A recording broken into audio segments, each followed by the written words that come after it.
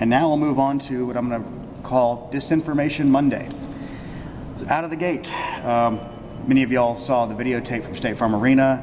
I spent hours with our post-certified investigators, Justin Gray from WSB, spent hours with us going over this video to explain to people that what you saw, the secret suitcases with magic ballots, were actually ballots that had been packed into those absentee ballot carriers by the workers in plain view of the monitors and the press. The reason they were packed away is because they were under the misbegotten impression that they were getting to go home. Which, if you notice, when you go back to see the videos on this, they were packing these things up 10:30 at night. You see some of the same people there at 7 and 7:30 and 8 o'clock in the morning setting up those tables. They had been there all day long. They were tired and wanted to go home, and they thought they could.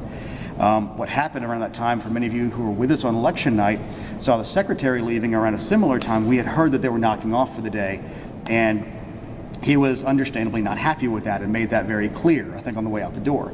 So our elections director for the state called the Fulton County elections director, Rick Barron, who was at the English Avenue warehouse doing election day activities, not at State Farm Arena, and said, "Why are y'all knocking off?" And he basically said, "What do you mean we're not knocking off?" And he goes, "Well, from what we understand at State Farm, they are." So Rick got off that phone call. Then you see Ralph Jones at State Farm Arena getting a phone call around that time as he's literally with blue seals in his hand to seal up these containers.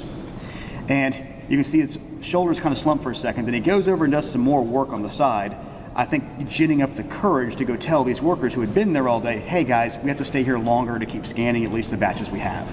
So you can watch all this happen. You can see it from the beginning to the end. We watched the beginning of that thing, and let's be clear, there was no water main break. There was a urinal that they turned off during the downtime to State Farm because there's no events going on there, and it had a little slow leak that came over the side.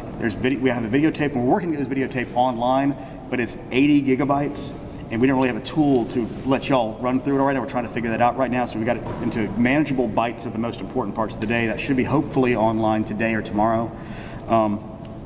So you'll see when they walk in and they see the obvious water leak on the floor.